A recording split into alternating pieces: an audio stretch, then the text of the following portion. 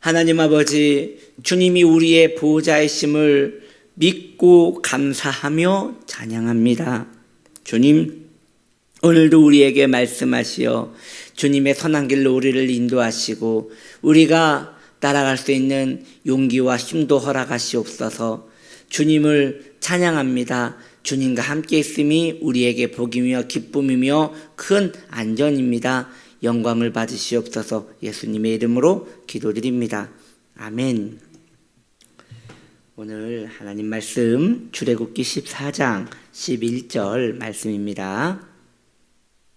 그들이 또 모세에게 이르되 애굽에 매장지가 없어서 당신이 우리를 이끌어내어 이 광야에서 죽게 하느냐? 어찌하여 당신이 우리를 애굽에서 이끌어내어 우리에게 이같이 하느냐? 아멘. 오늘 말씀의 제목은 이 광야에서 죽게 하느냐, 이 광야에서 죽게 하느냐라는 제목으로 이스라엘의 그 불평을 제목으로 하여 우리가 함께 말씀을 나누기를 원합니다. 이스라엘 백성들은 뒤에서 애굽 군대가 쫓아오는 것을 봅니다. 저 멀리에서 광야에 흙먼지가 뿌옇게 일어나는데 그 범위가 어마어마합니다. 왜냐? 그 군대의 수가 많았기 때문입니다. 말과 병거들이 큰 소리를 내고 저 멀리에서 군인들의 군호의 소리가 들리며 몰려오는 그 두려움은 어마어마한 것이지요. 더 놀라운 것은 이스라엘 백성들이 애굽 사람들이 얼마나 무섭고 애굽의 군대가 얼마나 강력한지를 이미 알고 있다는 것이 더 큰 문제였던 것입니다. 그 이유는 그들이 오랜 세월 그곳에서 노예 생활을 할 수밖에 없었던 그 이유이기도 했던 것이지요. 엄청난 애굽의 문명이 이 군대의 힘을 의지하여 세워진 것을 알고 있기에 이 이스라엘 백성들 어떠한 무장도 하지 않고 그저 먹을 것과 우양과 가족만 데리고 나간 이스라엘 백성들은 꼼짝없이 죽음을 당할 것 같은 두려움에 빠진 것입니다.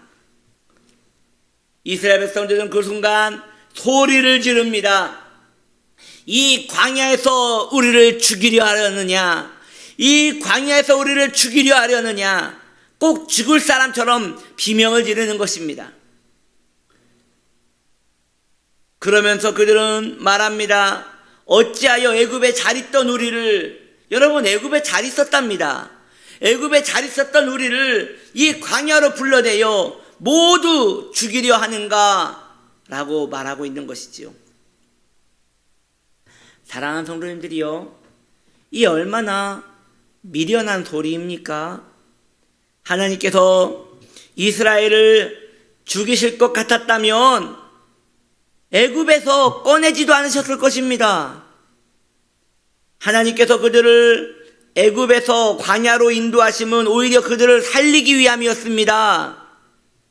이 위대한 역사를 이루시기 위하여 하나님께서는 애굽에 종된 이스라엘 백성들을 끄집어내어 광야로 데리고 나온 것이에요. 살리려고 말이죠. 그리고 또 하나 우리가 짚고 넘어가야 할 것이 있습니다. 하나님께서는 이미 그들에게 약속한 것이 있습니다. 출애굽기 3장 12절에 하나님은 그들에게 분명 말씀하십니다. 너희가 호렙산에서 나를 예배하게 될 것이다. 그러니까 그 약속에 의하면 이스라엘 백성들은 절대 호렙산에 가기 전까지 안 죽어요. 한 명도 안 죽어요. 왜냐? 하나님이 이미 약속하셨잖아요.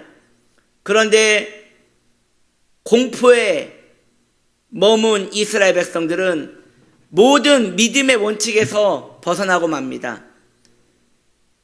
우리가 여기서 생각할 게 있어요, 여러분. 성도는 그냥 되는 게 아닙니다. 택하심으로 되는 것이에요. 성도는 그냥 되는 것이 아닙니다. 거룩한 성령의 인치심으로 성도가 되는 것이에요. 그러니까 하늘의 놀라운 은혜가 성도에게 임한 것이거든요. 그런데 말이죠, 놀라운 게 있습니다. 성도가 세상을 두려워하면 그 하늘의 원칙이 보이지 않는다는 것이에요. 성도가 세상에 대하여 무거운 짐을 지고 있으면 하늘의 그 은총이 아무것도 아니고 그저 내 인생이 가장 힘든 것 같이 보인다는 것이죠. 그 믿음의 원리에 벗어나게 되는 것입니다. 이건 매우 안타까운 일인 것이에요. 하늘의 사람이 하늘의 계산대로 살지 않는다는 것은 얼마나 끔찍한 일인 것입니까? 여러분, 생각을 해보십시오. 큰 독수리가 있습니다. 여러분, 독수리는 날개를 펴면 그 날개와 저쪽 날개가 큰 독수리는 2m에 달한다고 합니다. 이 엄청난 독수리는 날개짓을 하지 않습니다. 왜냐? 하늘에서 바람을 타고 있기 때문이지요. 가장 높은 곳에 올라가며 가장 밑에 있는 자신의 먹이를 낚아챌 수 있는 무서운 속도가 그 날개에서 있는 것입니다. 그런데 여러분 생각해 보십시오. 독수리가 날지 못하고 땅에서 음식을 구한다고 생각해 보십시오. 날지 않고 그 날개를 접은 후에 밑에서 싸운다고 한다면 그 독수리는 개한테도 물려 죽을 것입니다. 그 독수리는 자기와 비슷한 그 짐승에게도 물려 죽을 것입니다. 왜냐? 그의 가장 큰 강점, 날개를 사용하지 않았기 때문입니다. 성도의 강점은 하늘의 지식입니다. 그런데 하늘의 지식이 있는 성도가 땅에게 눌려서 하늘의 지식을 잊어버리는 거예요. 그러면 그때부터 성도는 벌벌 떠느라고 아무것도 할 수가 없습니다. 이스라엘 백성들은 지금 하나님께서 얼마나 큰 권능으로 그들을 구원하셨는지 모두 잊어버린 거예요. 그저 저 멀리에서 오고 있는 저 흙먼지를 보면서 두려워 떨면서 아무것도 못하게 되는 것이죠. 이 얼마나 안타까운 일이 무엇입니까?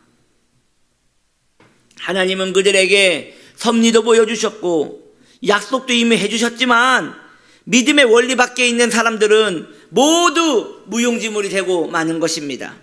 모두 겁에 질려서 하나님도 보이지 않고 섭리도 보이지 않고 약속도 보이지 않고 오로지 내 앞에 있는 그 문제와 두려움과 답답함만 보여서 성도 인식을 잊어버리게 되는 것이죠. 그러면 그 육신에 사로잡힌 그들의 유일한 위로는 무엇일까요? 눈에 보이는 보호만 필요할 뿐입니다. 즉 다가오던 애굽 사람들이 물러나거나 애굽 사람들이 그들을 죽이지 않는 것, 그렇게 편협한 계산 속에서 머물고 마는 것이지요. 참으로 슬픈 불신앙인 것입니다. 모든 상황 가운데 하나님은 빠져 있는 그런 계산으로 하나님을 계산하는 것이지요. 오늘날 믿음의 성도들이 이런 슬픈 일에 빠질 수 있는 것이에요. 하나님이 보이지 않습니다. 자신의 삶의 어려움에 하나님을 계산해 놓지 않습니다. 그리고 불신의 눈으로 자신의 삶을 보니 원망과 두려움만 가득한 것입니다.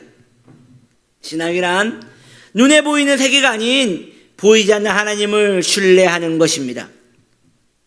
그 신앙의 기류를 타고 독수리같이 하늘 높이 창공을 향해 날아가는 하늘의 지식을 가진 자들이 바로 성도인 것입니다. 주님을 온전히 바라보는 영적인 시선이 열려 세상의 두려움을 관통하여 우리 주님 바라보는 복된 하나님 사람들 되시기를 예수님의 이름으로 축복합니다. 아멘. 기도합니다. 하나님 아버지, 성도는 하늘의 지식, 독수리의 영성을 가진 사람들입니다. 환경을 뚫고 나갈 수 있는 힘과 영성과 믿음 허락하여 주옵소서. 주님이 우리와 함께 하십니다. 지켜주시옵소서. 흙먼지를 보고 두려워 떨지 않게 하시고 저 멀리에서 우리를 도우시는 우리 하나님을 바라볼 수 있는 담대함을 주옵소서. 예수님의 이름으로 기도드립니다. 아멘.